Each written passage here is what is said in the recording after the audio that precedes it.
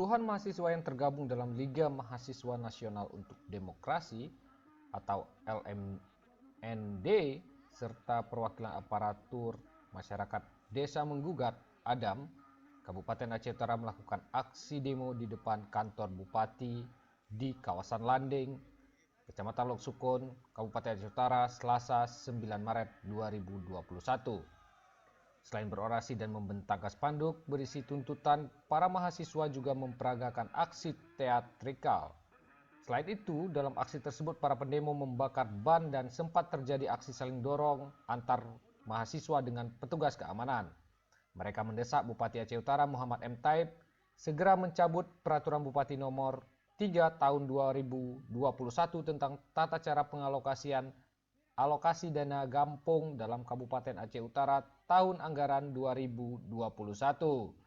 Koordinator aksi Iswandi saat berorasi menyebutkan dengan lahirnya perbub tersebut menjadikan pemerintah desa sebagai pemerintahan semu atau shadow government dan pemangkasan jerih aparatur desa adalah bentuk kezaliman yang dilakukan secara terstruktur dan masif oleh bupati.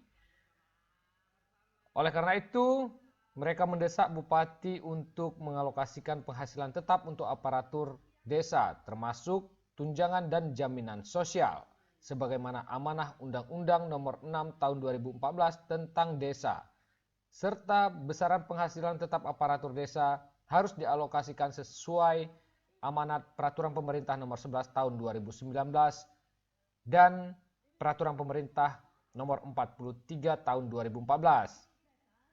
Mereka menganggap peraturan yang dikeluarkan oleh bupati itu telah menghalangi peran desa untuk mewujudkan cita-cita kemerdekaan dan berlandaskan Pancasila. Aksi ini dikawal puluhan polisi. Sempat terjadi saling dorong antar aparat keamanan. Asisten 1, Dayan Albar, sempat mendatangi massa namun belakangan Dayan mundur dari pertemuan tersebut.